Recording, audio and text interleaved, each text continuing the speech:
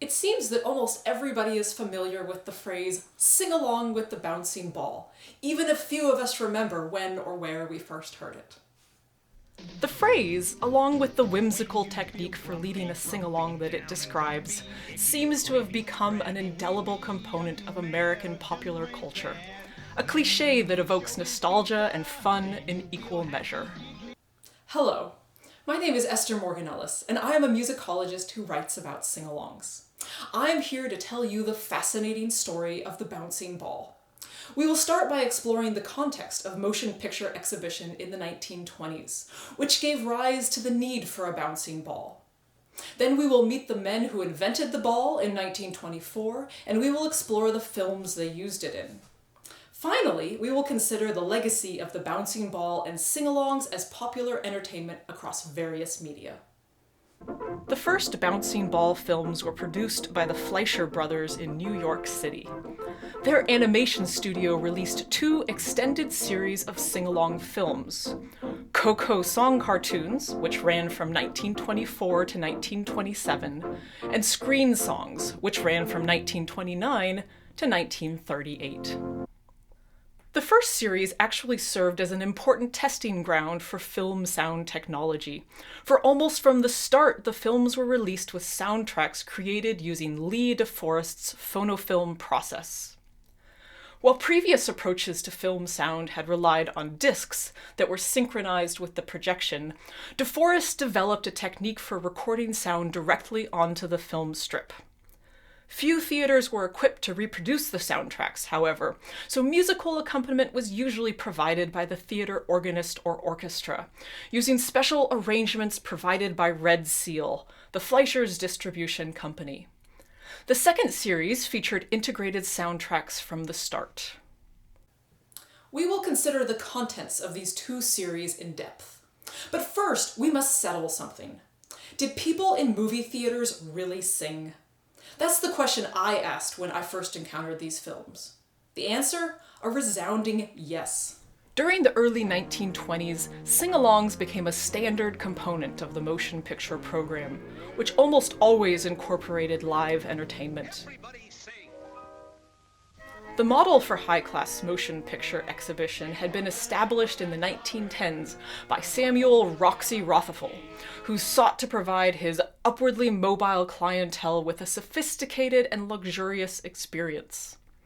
The live acts were diverse and might include vocal groups, jazz bands, dancers, acrobats, comedians, and child performers. Community singing seems to have joined the roster in 1917, just as the United States entered World War I.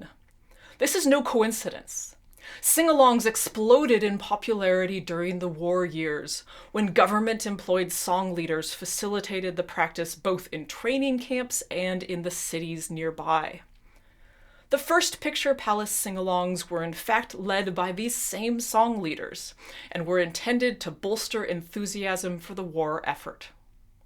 Soon, however, community singing passed into the purview of the theater organist, and it was as an organist specialty that sing-alongs became a standard part of the motion picture program.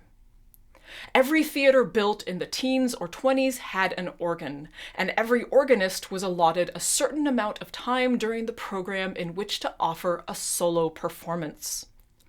In some theaters, organists performed light classics. In others, dramatizations of sentimental songs, complete with staged pantomimes. But by 1930, most organists were leading sing-alongs. They usually did so with the assistance of glass slides, which were used to project the song lyrics onto the movie screen. These slides, most of which have been lost but hundreds of which survive into the present day, are extraordinary in their diversity.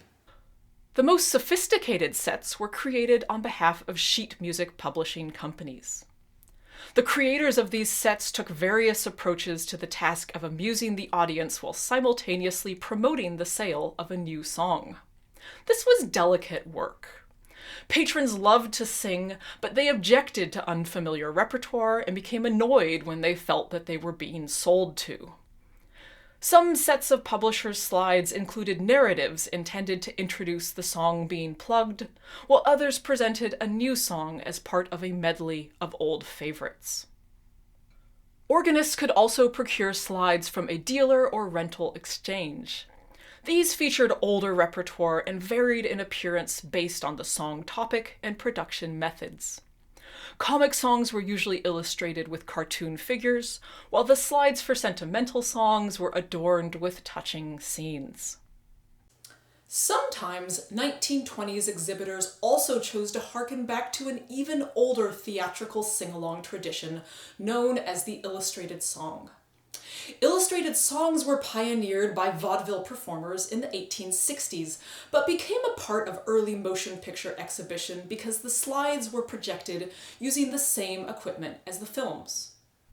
In the presentation of an illustrated song, a singer, accompanied by piano, would perform a popular number while a projectionist displayed a series of colored photographic slides that correlated with the song's text.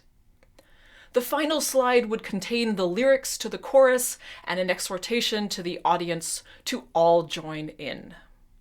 When the first Nickelodeon movie theaters opened in 1905, they exhibited a mix of short films and illustrated songs. The songs remained an important part of the program until about 1913, when a combination of technical advances in film projection and over-exploitation by music publishers seems to have driven them into extinction. By the 1920s, the illustrated song was but a quaint relic of the past, but still good for a laugh in urban picture palaces. We are now ready to return to the bouncing ball, which joined the clamor of daily theater sing-alongs led by organists across the country. The Fleischers, however, were not the first to produce a series of sing-along films. That honor goes to Norman Jeffries, whose Sing Them Again series was distributed by Educational Pictures between 1923 and 1924. Although these films are almost entirely lost, they are known to have contained medleys of old favorites woven into nostalgic storylines. The Fleischers' first series, Coco Song Cartoons, presented a similar repertoire. The animation studio, after all, was trying to sell films, not songs. The Fleischers therefore chose songs that they knew audiences would want to sing. Many of these traded heavily on ethnic stereotypes, which lent themselves to humorous animation and cheap laughs. What really set the films apart, however, was the bouncing ball. As is the case with many great cultural symbols, the origins of the bouncing ball are shrouded in mystery. Competing stories attribute the invention to various combinations of Fleischer brothers. It seems likely that the bouncing ball itself can be credited to animator Max Fleischer, while the idea of producing sing-along films might have come from Lou Fleischer, who had worked as a movie theater pianist before joining Out of the Inkwell Films as music director.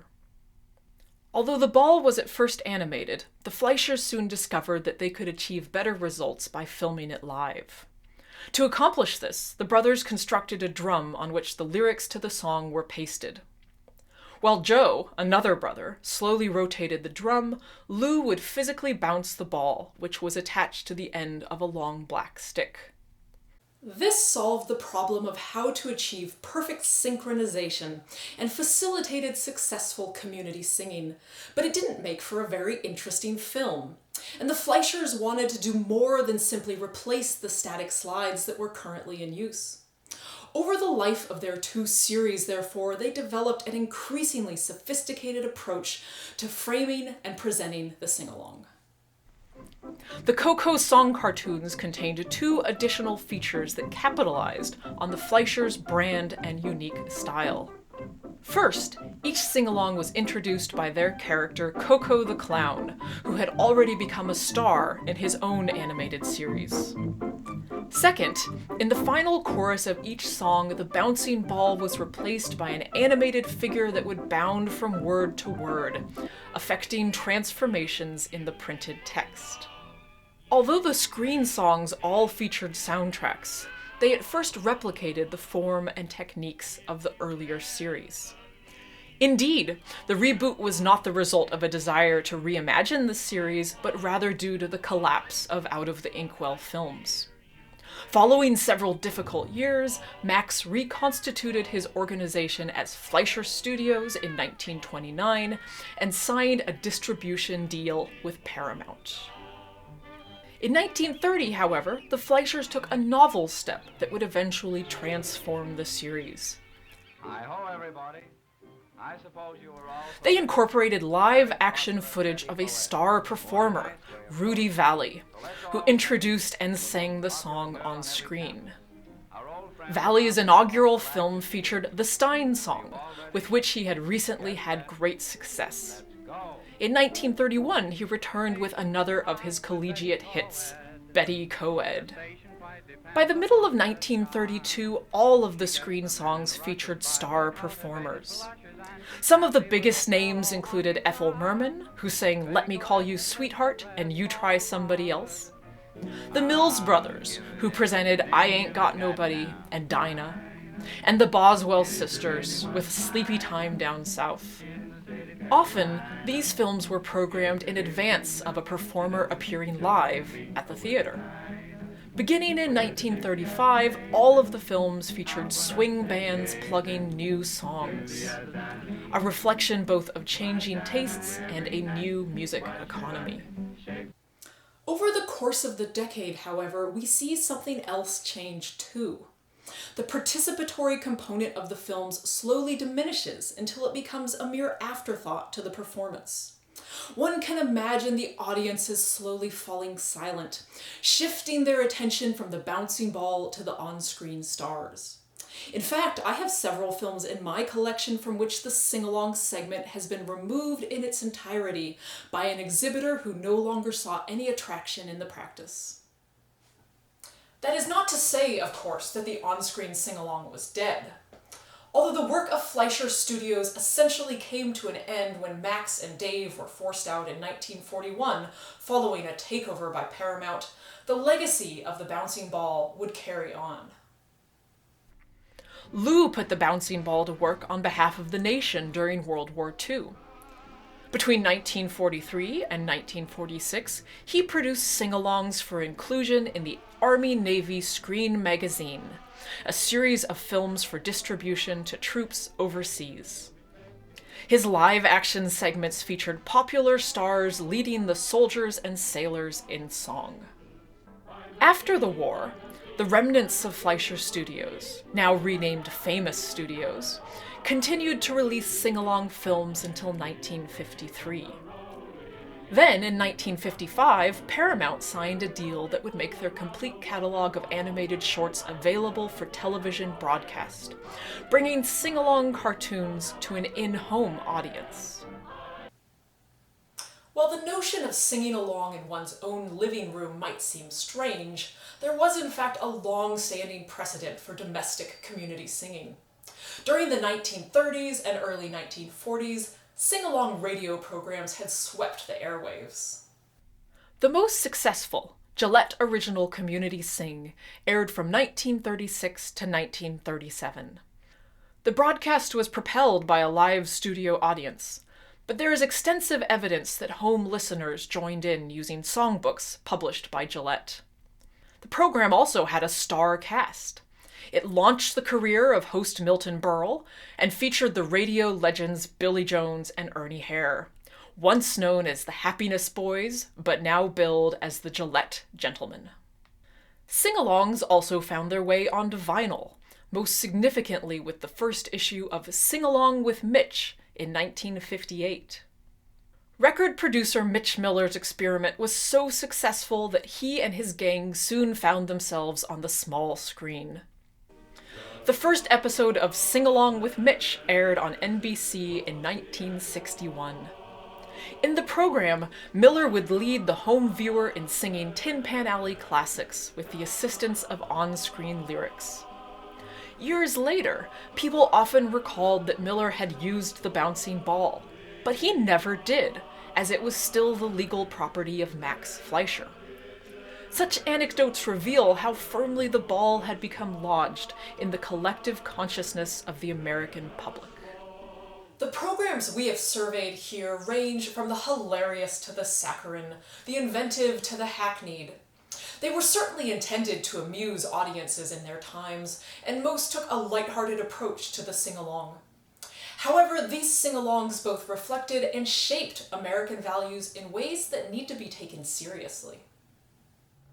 When people sing together, whether in church, at a baseball game, or at a patriotic gathering, they reaffirm and strengthen their social and ideological connections. While singing along to the bouncing ball is supposed to be fun, that doesn't make it any less powerful, and producers of commercial entertainment do not always use their power for good. The Fleischer's work has been justly criticized for reinscribing many of the era's most distasteful stereotypes and cultural practices. Christopher Lehman has noted that the cartoons mirrored the format and style of a minstrel show, while Nicholas Salmond has criticized their blackface characters and racist cultural portrayals, which were common across early cartoons. We must also consider the repertoire, for about a third of the numbers featured in the Coco Song cartoons were either drawn from the minstrel tradition or reinforced other racist stereotypes. This type of programming, however, was not unique to the series. Minstrel tunes, especially those of Stephen Foster, had been central to the sing-along repertoire since the earliest years of the community singing movement. Why was this the case, and why is it important? To begin with, sing-alongs require familiar repertoire, and the songs Americans know naturally reflect the character of our nation. A nation besieged in the early 20th century by Jim Crow laws, racist immigration policies, and white supremacist terror. Many of the songs that Americans knew and loved in the 1920s and 1930s therefore contained racist content as a matter of course. Unfortunately, singing these songs together, especially in the context of having fun, served to reinforce racist views. Today, we still love to sing songs with troubling histories and lyrics. Consider, for example, Foster's "Oh Susanna" or "I've Been Workin' on the Railroad," both of which derive from the minstrel tradition and originally contained pseudo-dialect and racist slurs, and both of which were featured in the sing-along programs we have just encountered. But it is not so simple to erase such songs from our collective memory. At the very least, however, we can consider how these songs entered our national repertoire and what they tell us about the American story. Sing, come on, sing. You know this whole world is a great world after all. Sing, come on, sing. And right away, watch Lady Luck pay you a call. Life is really only what you make it. Sing along and show the